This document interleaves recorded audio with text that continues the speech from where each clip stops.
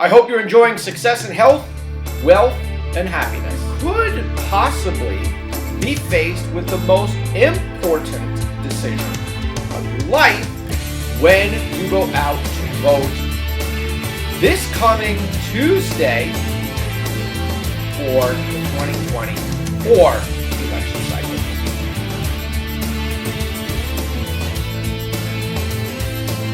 Remember, don't like, share, or subscribe. What are you trying to do? Blow up the channel or something? I got enough on my plate.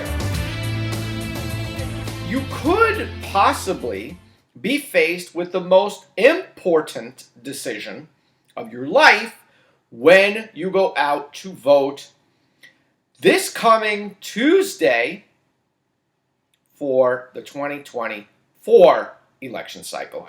The decisions that we make are so profound in the repercussions that take place in the days, weeks, months, and years to come.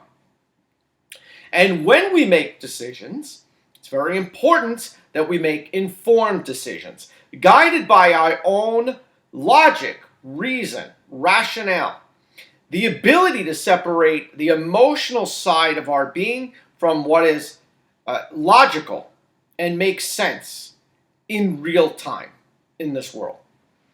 Now, voting in an election becomes, for many, a very emotional thing. You cannot just stay in the echo chamber of the news corporation to which you subscribe that makes you feel warm and fuzzy inside because they are repeating the tropes that you are willing to hear. Now, I tend to listen to a lot of different news. I listen to Newsmax, I listen to Fox, I read the Times of Israel, I read the BBC, Sky News Australia. I even wade into the rivers of CNN and MSNBC and the Times, the LA Times, the Washington Times, the Post. I try to read as many publications as possible because I'm trying to distill what is the information that is going to be most useful. Again, I don't make any bones about where I stand politically because I want people to understand where I'm coming from, and I'd like to be able to logically explain, and often do, to the people in my practice that talk about these things, because many of the people, especially around this time of the year, experience stress and anxiety and these feelings and misgivings about who they're voting for or why they're voting for them, but they also have strong vitriol for the other candidate. I don't know why the vitriol, as opposed to, I just disagree with this person. They have not made a solid case as to why I should vote for him, which is what you have to do in any court of law, based on the preponderance of evidence or beyond a reasonable doubt, depending upon the standards in the court of law in which you are arguing. In this case, it should be not necessarily beyond reasonable doubt. This is who the president must be. Just a little bit more than 50%. Preponderance. Just a little bit more. It has to make sense a little bit more because there's no one group that has a monopoly on the best of ideas. There's great ideas on both sides, but then you have to find where the best ideas are that serve the largest amount of people. You also have to divorce yourself from the untrue rhetoric and from the nasty rhetoric that says this person is incompetent and stupid. This person is Hitler and a Nazi. None of that is helpful. None of that is helpful. And if I was on the campaign trail and I was having to facilitate my arguments, I would simply say they can say whatever they want about me. Okay? I am not stupid. I'm not incompetent. That's for the voter to decide, and I will make the argument as to why I'm not. Or the argument is, I don't care what they call me, sticks and stones. They could say all these dangerous things about me, saying that I'm a Nazi, I'm Hitler. But when you really look at that person who tried to extinguish an entire race of people and who only believed in a homogenous type of person, I do not espouse those beliefs. Matter of fact, I vehemently reject all of that, and I believe in the power that is the diversity of the American experiment. Very simple to say a lot of this in many ways. But we have to make decisions based on where we are right now. We have proxy wars going on overseas. We have an economic situation that is a faux economy.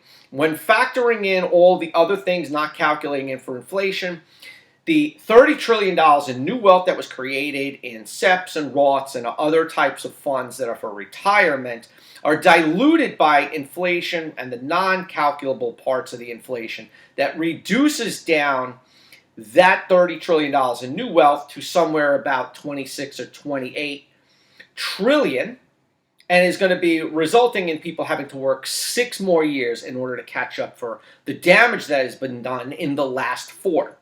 So you have to look at all these things. I see it in my business because my business is based in disposable income more than anything. And my best years in business were 18 and 19, no question. People felt good about spending money and where we were in the world at that time.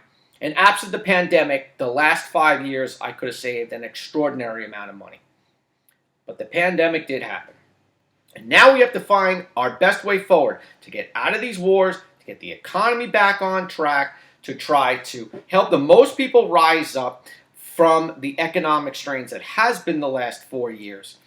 But God only knows what's going to happen, no matter who's elected, because it's going to be a rough 4 years to come, which is why we got to get through and talk it out.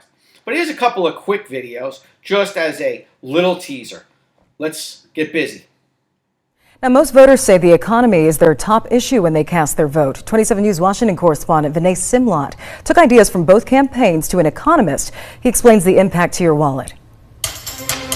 In the closing weeks, the political campaigns are honing their economic message. For Vice President Kamala Harris, this is all about opportunity and lowering costs for working and middle-class families. And former President Donald Trump, to unleash a new American golden age, bring back jobs, lower costs, increase real wages. On housing, Harris proposed $25,000 in down payment assistance for first-time homebuyers. George Washington University professor Stephen Hamilton says that could increase the price of housing. You are putting in the pockets of, first home buyers more money. They're going to bid more money for houses. House prices are going to rise. Harris also set a goal to build 3 million new homes by the end of her first term. The big focus needs to be on expanding supply. Trump has focused his economic message on tariffs. They're taxes on goods made overseas. Bring your jobs to America. Bring your companies to America. But if you don't, you're going to pay a tariff. He's proposed a 10 to 20% tariff on all foreign goods and up to a 60% tariff on imports from China. Trump says the tariffs are paid for by the abusing country and not the American consumer. But Professor Stephen Hamilton says the tariffs could cost American families thousands of dollars a year. They'll either buy domestically produced goods that cost more, or they'll pay more to buy foreign imported goods. There's no other way, right? And economists warn proposals from both candidates would add to the national debt. Working for you in Washington, Vinay Simlot, 27 News. So there you have economics and immigration at the top of the subject list of things that are most important to people. Obviously, the economics of the day, we can't calculate or project the type of income that's going to be created or that's going to be unleashed from tariffs. We don't know that what Harris's policies would do to the deficit. Both of them sound like these policies are going to drive the deficit up. We don't really know. We don't know how well people are going to do economically. That's going to drive up tax revenues and bring more tax money into the Treasury. It's difficult to say. I know that a lot of the proposals from the left, from Harris, don't affect a wide range of people. It's great to then give somebody a $25,000 credit on buying a new home, but for me, I would just drop that right onto the sale of my home, so it doesn't help people. Plus, the cost of money is so expensive, how are you going to afford to even get that mortgage? So it doesn't make sense. You put tariffs onto these offending countries, obviously it's going to probably get passed on to a consumer, so that is a difficult situation. We just don't know how it's going to go. But then again, we've already lived through 4 years of a Trump presidency, and we know where things went economically. It probably was the best it was inside of 20 years or so, maybe since the Clinton. We got another piece of news, so let's roll it. Let's get busy. Amazon founder Jeff Bezos is defending his decision to break decades of tradition at the Washington Post, which he owns. The editorial board is not endorsing a presidential candidate for president, the first time since 1988.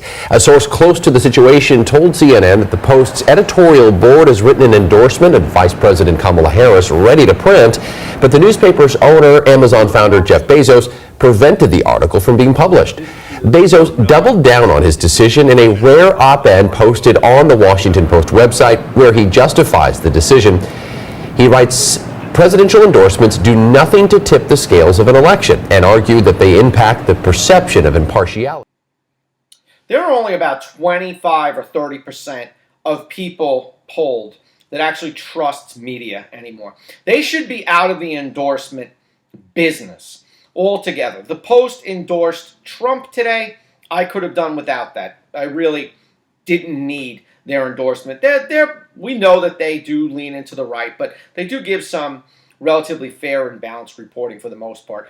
But we need all of the media out of this endorsement business. But you know what happens. I watch things on CNN. They're an extension of corporate media. They're an extension of those types of papers, the Washington Post, the LA Times. We know which way they go. We know which way the Journal goes. We know which ways the Post goes. So when you're reading those newspapers, you know they're slant, generally by and large. So you don't need to double down with an endorsement. And I don't care if it's from the editorial side. We just don't need it. They should just be out of that business altogether of endorsing candidates. Let us decide for ourselves who we think is going to be best to lead this country. So I'm going to let you try to digest with a little bit more, a little bit sifted through information that we went through this week on the web, and we analyze and digest and try to evaluate the arguments that have been put out there, in this case by the leftist candidate, Kamala Harris, which I personally don't think is qualified. I think she's in over her head. I think that she got selected because Joe Biden said he was going to select a particular person for this job, and to me, you need to rise up through the ranks to get there. And whether or not she was an AG, a DA, whatever she did to get there, she didn't get a single vote delegate in the primaries. The DNC should have just run that whole process through back in June or July, booted Joe off the ticket, run a small primary, and let the electorate decide. But they had no time to do it. They had no time to do it. So if you're on the left, you should be concerned about the democracy ripped out from underneath you. You were told what candidate to vote for. Here is your candidate. And if she loses, I would be annoyed by the fact that I didn't get a choice to choose somebody that could have been better, stronger at the top of the ticket. You don't really believe she's the strongest candidate at the top of this ticket, do you? Just remember, whoever you choose, make sure you can make an argument logically, reasonably, rationally, devoid of emotion as to why you picked that candidate. And try not to be so specifically selfish because your choice affects everybody.